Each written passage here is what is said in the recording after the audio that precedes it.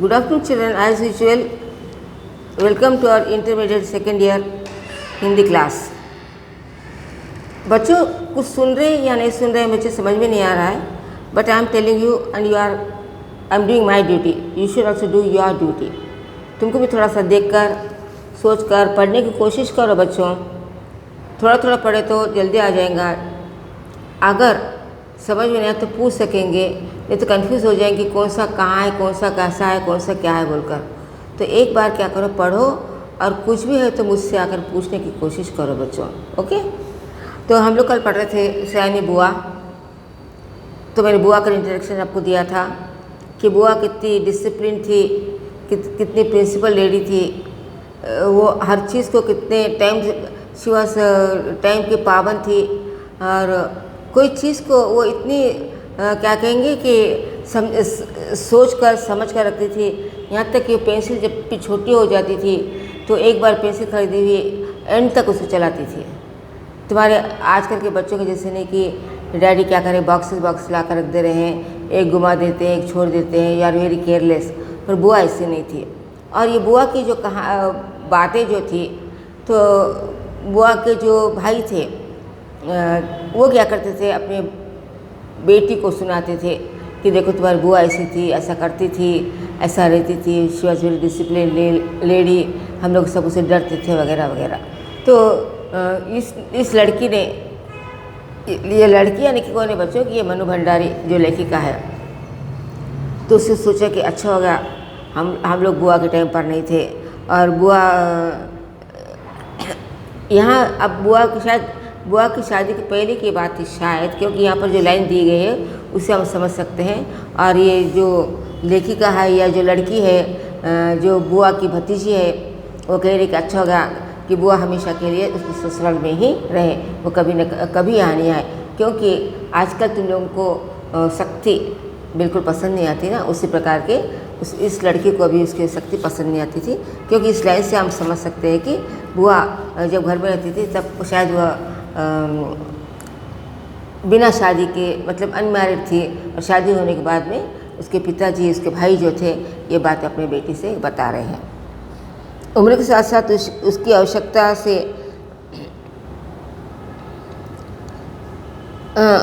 Sorry बच्चों, मैं एक बार फिर से वो बता देती हूँ, फिर बाद में नेक्स्ट पैराग्राफ पढ़ती हूँ।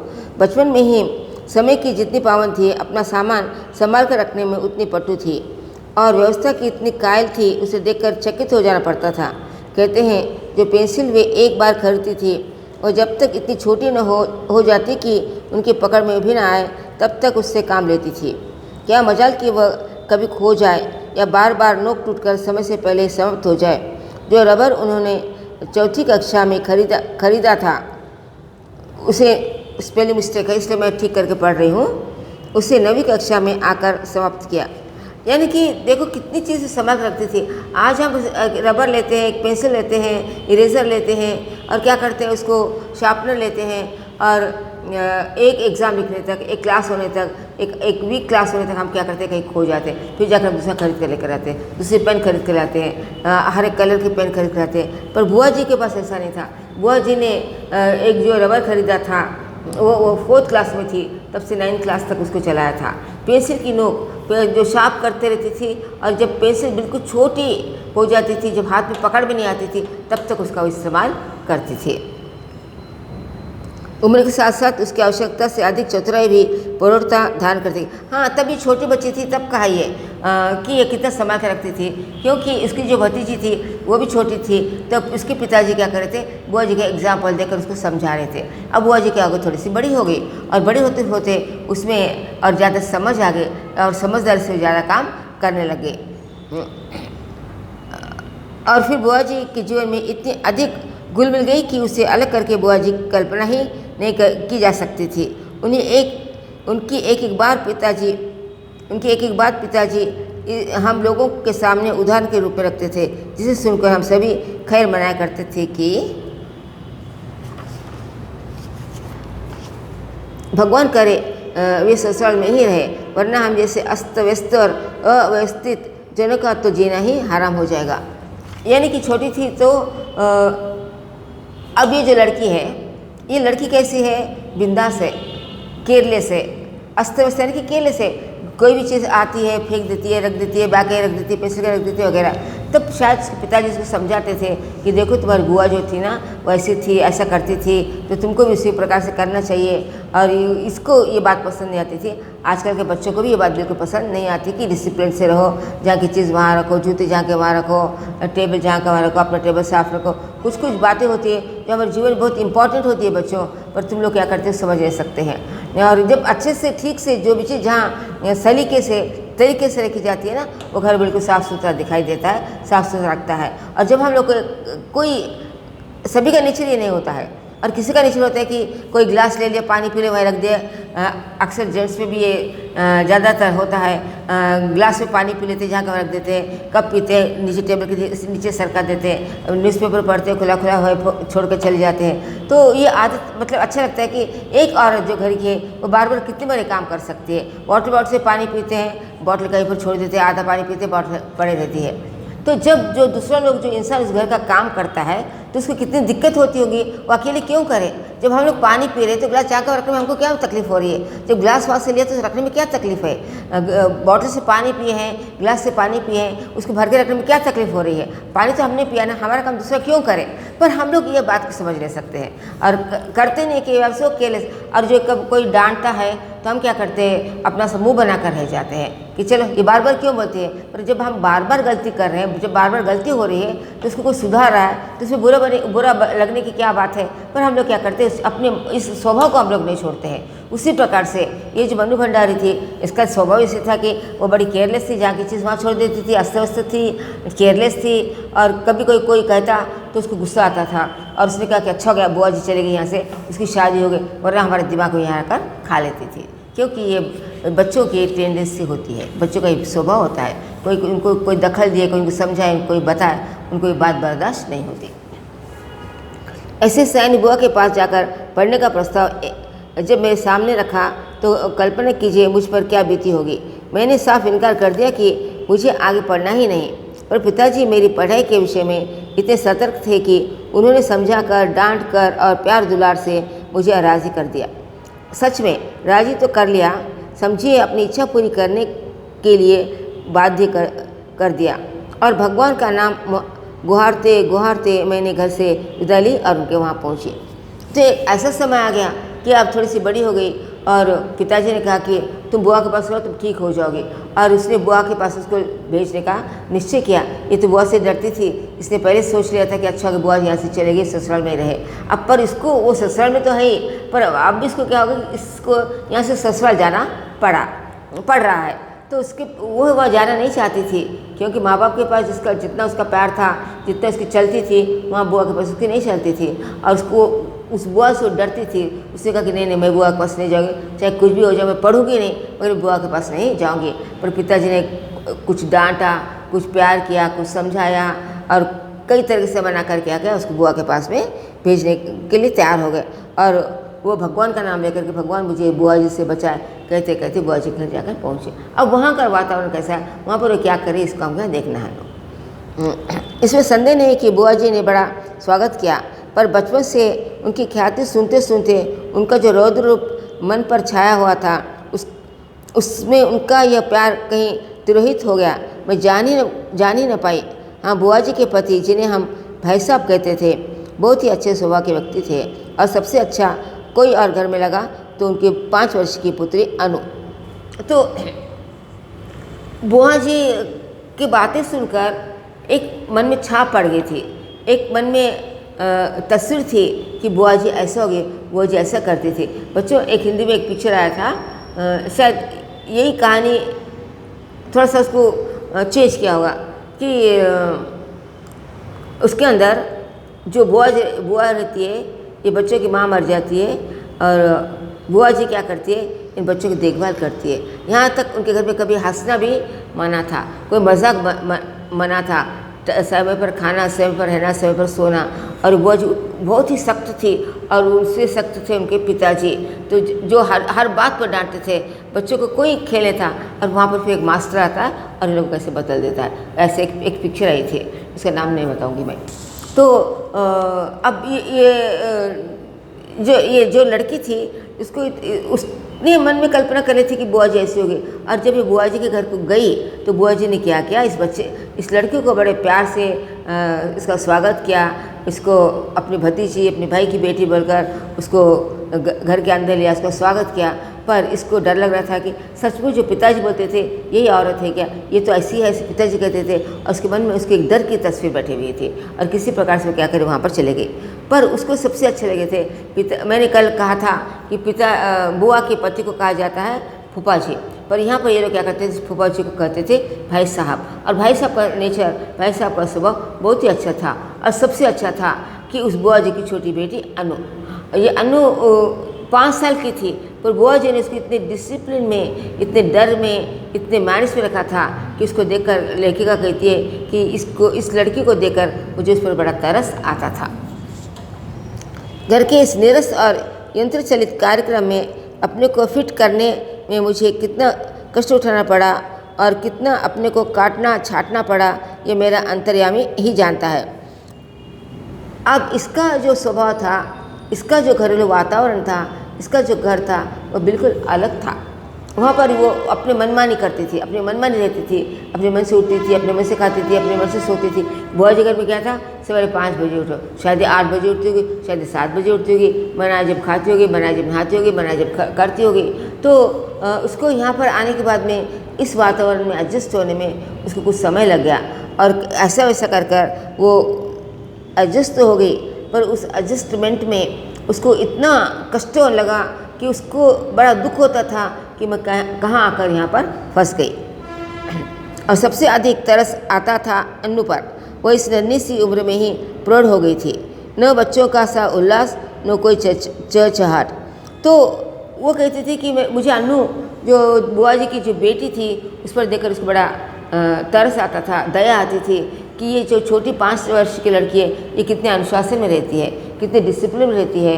और इसके तो खेलने हंसने के दिन हैं, और बुआ जी क्या करते, उसको कोई काम करने नहीं देती थी, ऐसे उस बचपन के काम। एक अज्ञान भय से वह चिरी रहती थी। घर के इस वातावरण में कुछ ही दिनों में मेरी भी सारी हंसी खुशी मारी गई। अन्नू अपनी माँ से इतना डर कर रहती थी कि वो कभी हंसती नहीं थी, खेलती नहीं थी, जो काम कर लेती थी, बैठी पढ़ ली कर ली, यानी कि उसके मुंह पर बचपना जो था वो खो गया था। और ऐसा करते करते ये जो लेखिका है वो भी उस वातावरण में घुल मिल गई। यूँ बुआ जी की गृहस्थी जमे 15 वर्ष हो बीत चुके थे, पर उनके घर का सारा सामान देखकर लगता था मैंने सब कुछ अभी कल ही खरीदा हो। होते बच्चों कुछ लोग ऐसे, मेरे भी क्या कहते हैं कि संपर्क में कुछ ऐसे लोग हैं कि जहाँ की चीज़ वहीं रखेंगे। पर कभी कभी ना मुझे ऐसा लगता है कि नहीं, जहाँ की चीज़ वहाँ ठीक है, पर जब घर में इतना स्ट्रिक्ट वातावरण है, इतना स्ट्रिक्ट डिसिप्लिन है, तो घर के लोग क्या है कि बिल्कुल किसी बात नहीं, कुछ नहीं, एक कोने बैठे हंसे खुशी बैठे, वो हाथ की घड़ी डालिए, खाओ बोले तो खाए, पियो बोलते पियो, उठो बोलते उठ गए।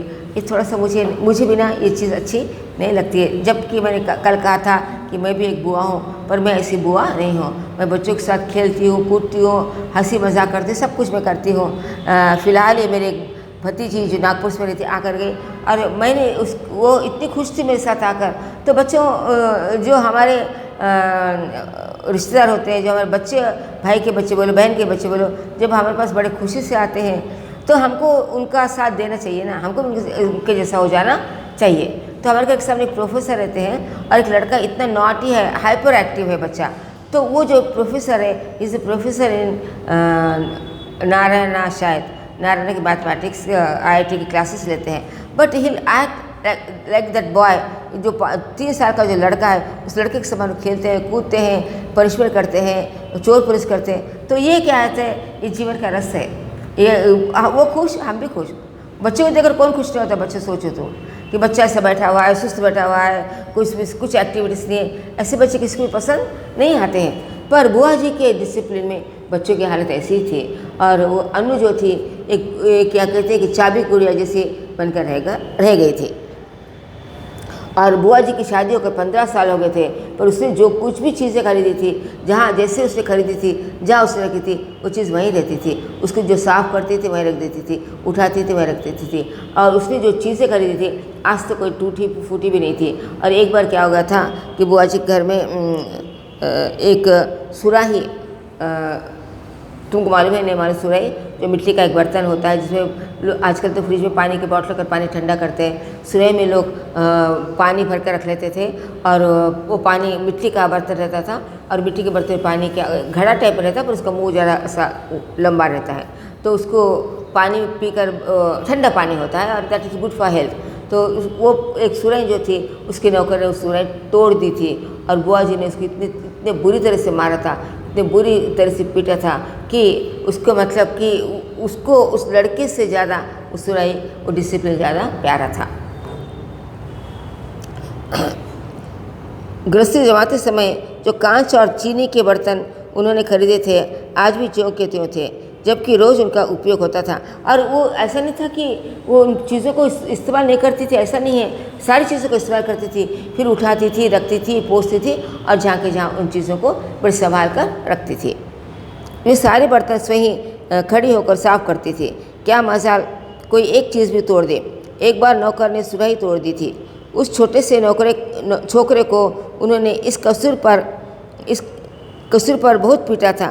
तोड़ फोड़ से तो उन्हें सख्त नफरत थी। वह बात उनकी बर्दाश्त के बाहर थी। उन्हें बड़ा गर्व था अपनी सुव्यवस्था का।